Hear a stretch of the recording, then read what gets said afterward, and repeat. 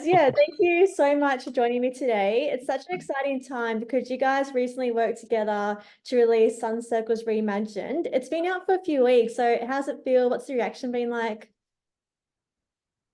Um, it's been the reception's been amazing actually. I'm very happy that the record is out. It's a little 7-inch record and it's been selling pretty well. And I'm so stoked and honored that Alex and his band did this amazing version of one of my songs. Yeah, it means a lot. Um, yeah, I'll leave it to Alex. Yeah. Oh no, we we had a great time releasing it. We got to play it out live actually together at a show we did a couple weeks ago.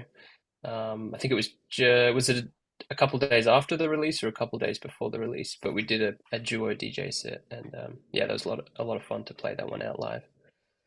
Yeah, sounds incredible. Glad Yeah. loving it and the records that you showed. Show the records again because they looked great. Like, yeah, they What looked. I actually like about it the most is that it's quite like normal for artists in electronic music to get their work remixed, you know? So people take all the parts and the stems and they, make a remix. Okay. But what I like about this is that there Alex has got a copy too. The Yeah, they're like translucent. but yeah, what I like about what Alex has done is that it's like a complete proper remake, like a cover version. So he didn't use any of the original parts that we recorded, but he dove into the studio with his own band and they re-recorded everything. So it's a different vocalist, Kara Manansala. So for me, it's really interesting because they gave their own spin to every element from the original. And their version is faster and the drums are very different. So yeah, I thought it was really exciting to hear what they came up with.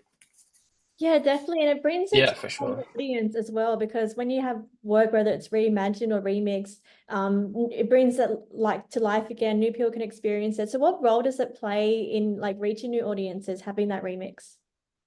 I was gonna say, I think it's nice having like it has a different sort of live edge, and I think it translates really well to a different sort of audience because it has that live sort of raw feeling. It's not this.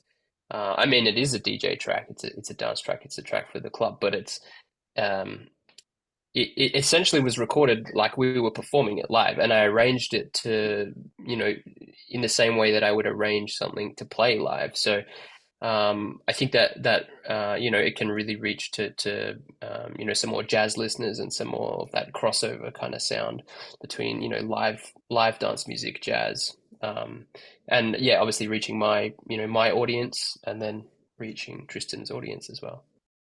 Obviously, Alex, the reason I've asked him is because we met in real life for a show. But the reason we met for that show was because I got to know Alex's original music on Adelaide radio, on 3D radio. And when I first heard Alex's original music, I was very much blown away because what he does is very fresh. It's kind of sitting between electronic music and the jazz spectrum. Um, and what's beautiful about the collaboration, in my opinion, is that there's like he has his corner of his musical spectrum. I have mine, but there's definitely a little overlap. And I think Mhm. by doing this 7-inch together, like hopefully the whole spectrum will get to hear it and see where our musical universes meet. If that makes sense. Yeah. Yeah, it definitely makes sense. And as you said, you're a fan of each other's work, but you also have that special connection over like the Berlin and the Adelaide. So tell me about how you guys Yeah. realized that and how that played into the collaboration. When I heard Alex's music on the radio, I had no idea who he was, what he did. So I looked him up, had to listen to some more stuff, and then I realized he was on a Berlin label, Jakarta Records. And I was like, hold on, that's funny. I didn't know he was linked to Berlin at all. And I spent 8 years living in Berlin, recording in Berlin, playing a lot of gigs. And yeah, I looked into Alex a bit more, and turns out he was on a Berlin label and did a lot of Berlin shows. And I was like, what's for Adelaide, that's quite unlikely. So I think that's why I first got in touch with Mhm. Alex and dropped him a line and said, "Hey, I love what you do, and also there seem to be some similarities." So, And that music that Tristan, that you would have first heard of mine, as you said on local radio, that was the music that we made or I made with my band in Berlin. And I've Yeah. spent, yeah, as you said, I've spent quite a bit of time there and done recording sessions and really found a nice little pocket within the scene, or you know, made some great mates, made some great friends there, who I've yeah, over the years, you know, returned and made new music with. So yeah, sort of funny that we're both in Adelaide, but sort of in a way, the the reason we connected was, yeah, via you know, music in Berlin, or music made in Berlin. Yeah, very unlikely to me because Adelaide and Berlin, there's not that much connection as far as I know. Say about Alex's music, at risk of sounding like a fanboy, but as a DJ, I'm still like an active DJ, so I play every week, and I'm always looking for music. And in this day and age, I just feel like there's a lot of quick fix releases, like kind of lazy work, edits of disco stuff. And whenever I stumble upon something like Alex's music, there's like actual skill, it's fresh, there's lots of ideas, it's original music.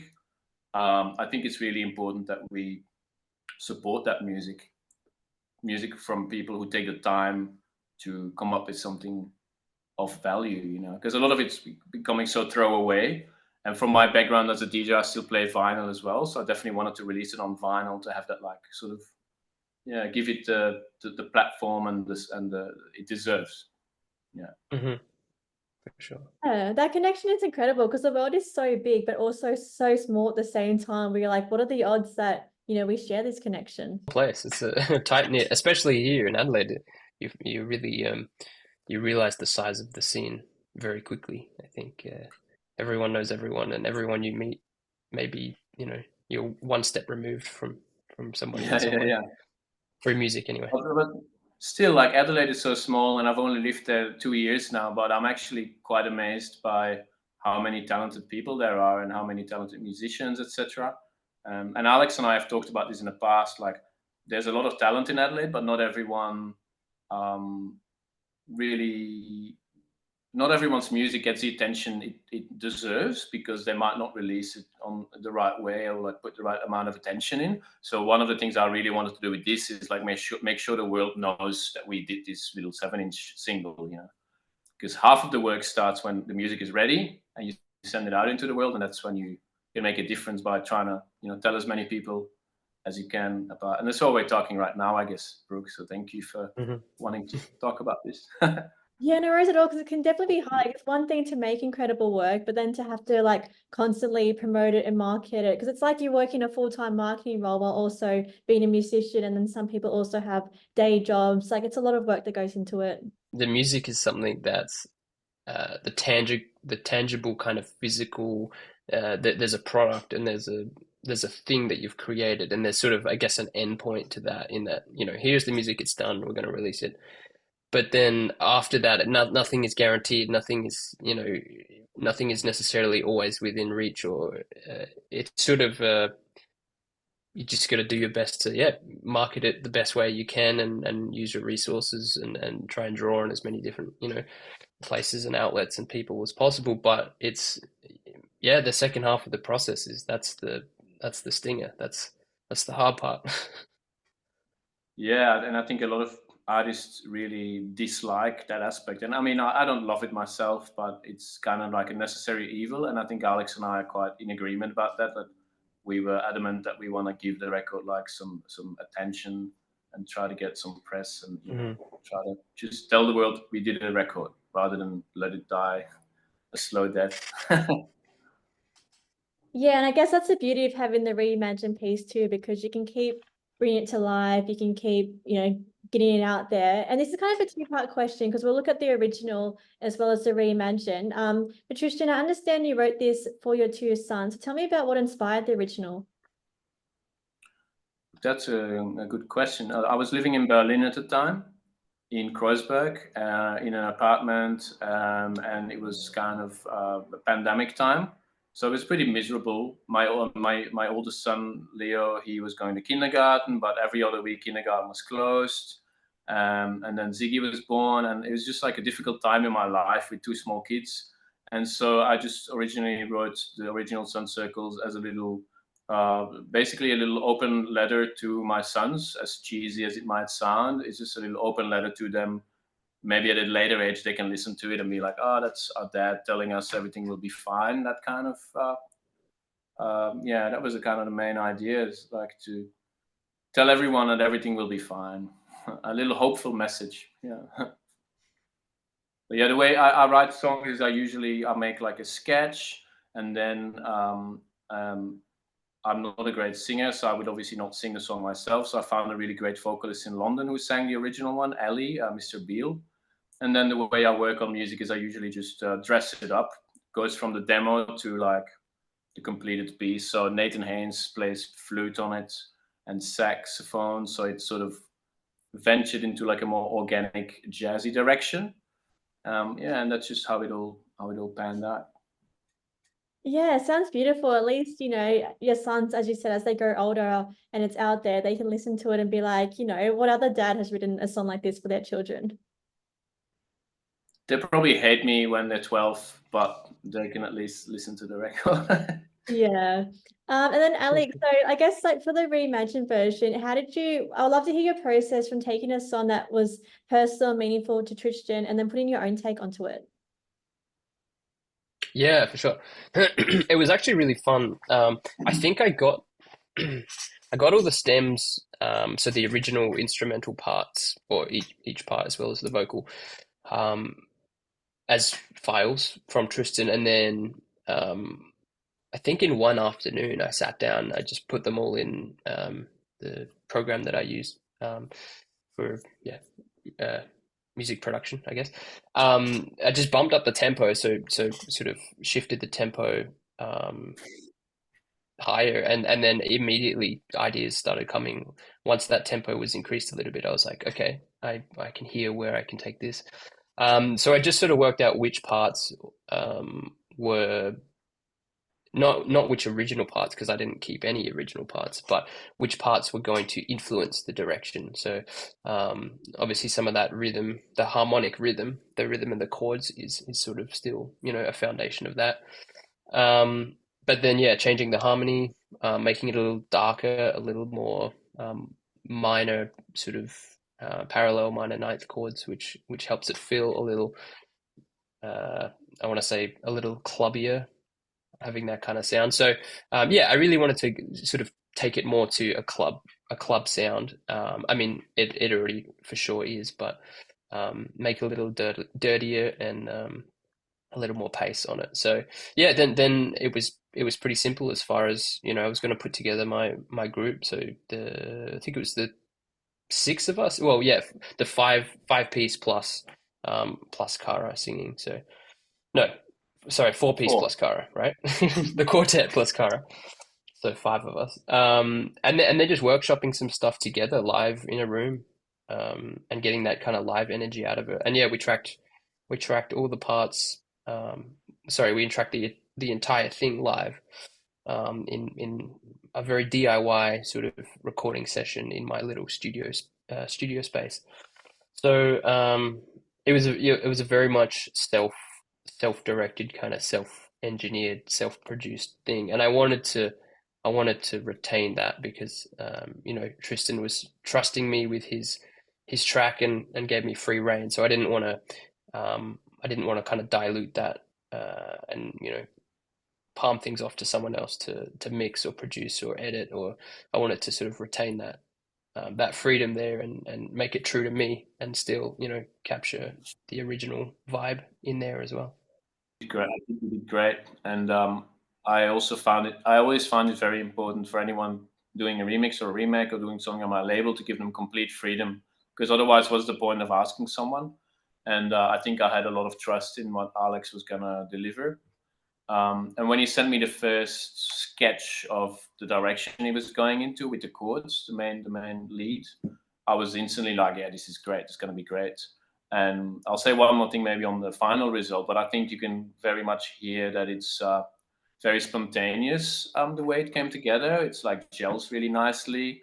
So yeah, I think the process used to make it shines through in the result. It's like very organic and effortless, and just, yeah, it's just there. And yeah, if I'm making sense. Yeah, Mhm. it Yeah, totally for makes sure. sense. And I see what you're saying about what's the point if you're not giving someone that complete freedom? But that's also a lot of Yeah. trust. Like to have like obviously you knew his work prior to this, but to be like, look, this is my work, please like do your freedom. That's a lot of trust.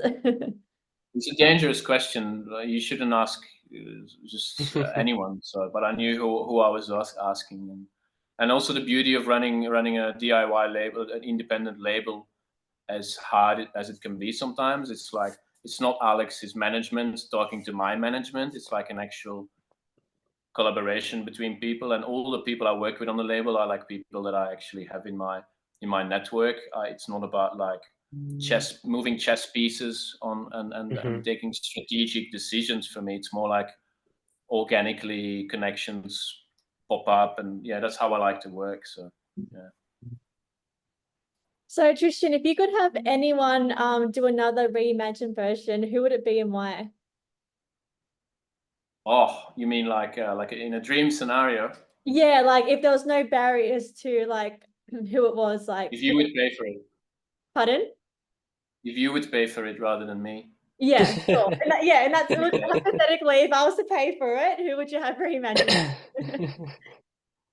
I'm gonna give you a very cliche answer, but I think it would have to be Damon Albarn doing a Gorillaz version of one of my tracks. That would be sick, yeah, because they've got That would gorillas be have very the unique sounds. best it gets, or maybe like Massive Attack. Yeah, Yeah. All right, I'll save up money then so we can get a gorillas reimagined version of something. please. Yeah, continue the life of this track, just ongoing remixes. Yeah, it's 50 years from Nah, now. I don't want to milk it either. It's, yeah.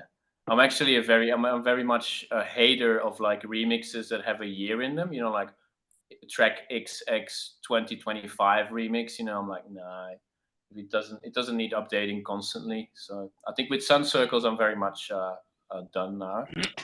Yeah, you don't want to overdo it and then risk it losing its appeal, especially when Yeah, Alex's reimagined version is incredible. Like you can't really top that, right?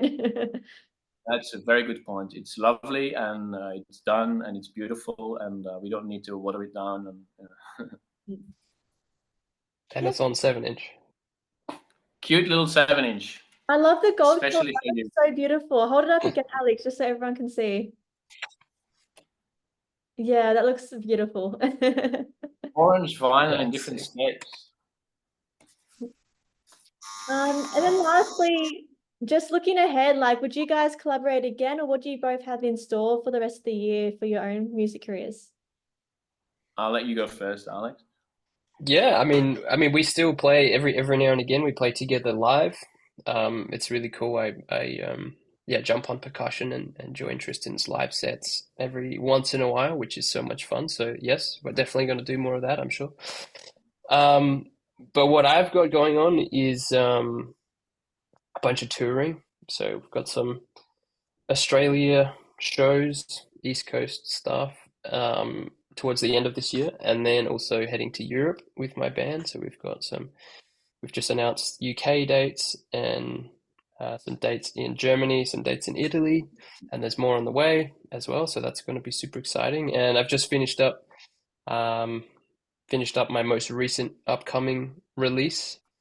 So just finalizing some things to put that release in place, and then there might be some new music from me soon, a new record. So Nice. Yeah, and what about you, Tristan? How can we continue to support you? What are you up to? Yeah, so would I collaborate with Alex again? Never in my life. No, yeah, of course. I'm actually, well, long story short, the rest of this year I'll release two more EPs on vinyl. Another 7 inch coming, which is more disco-y. Another 12 inch, which is a house track with Robert Owens, a vocalist from Chicago. And that's it for this year. And the next year I'll do 2 or 3 EPs as well. But then early 2026, I'm hopefully releasing my first album. So I'm currently started working on that and collaborating with some nice people from Adelaide, some people from Berlin, some Belgian artists. So that's quite exciting for me because I've never done an album, and because my music is kind of, I always make like long tracks, kind of fitted to 12-inch format and clubby stuff. So for me, I'm trying to make it much more poppy and much more condensed and much more brief and to the point. So it's a very good exercise for me to try and do that. So I'm quite excited about that. So yeah, and then I'm also still DJing weekends, Adelaide. I played in Sydney last night, which was really fun. A place called Golden Age Cinema Bar, very lovely little bar. Yeah, back to Melbourne, and then later this year, October, November, I'll have a little Europe tour as well. So yeah, and I look forward to Alex's new material as well. Very curious. Yeah, sounds Yeah, like man, I'll send it to you. that me Yeah, too. I'd love to hear it. It sounds like you're both up to some really cool things, and we're so excited to see where you both go from here. thank you. That's all right. That's pretty much all my questions. But did you guys have anything else you wanted to add, or what things you want people to know about this project or about any of your own stuff? Love to everyone. Peace and love and kindness, and let music keep uniting us all. And yeah, I don't know, that's very cheesy, isn't it? Yeah. No, I've got Yeah. nothing more to add.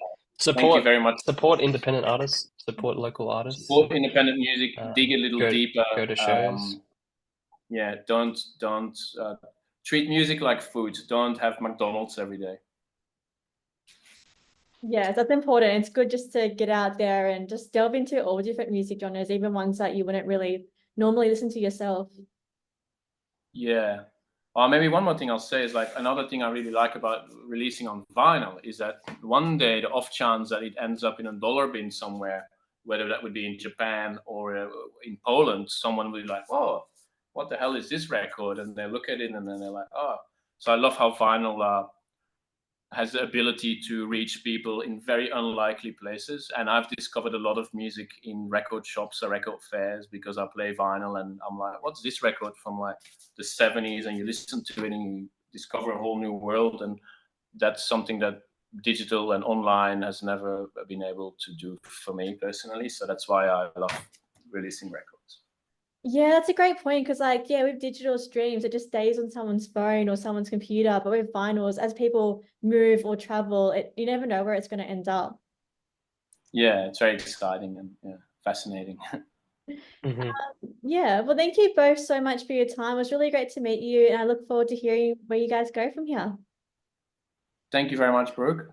And Right. I hope to make it to Darwin sometime. I'd love to see what it's like. Yeah, definitely. If you Yeah, thanks so much. yeah, hit me up and I'll show you around. Awesome. All Cool. right. Thanks, guys. See ya. Cool. Thanks, guys. Have Yeah, a great cheers. weekend. Thank you. Thanks.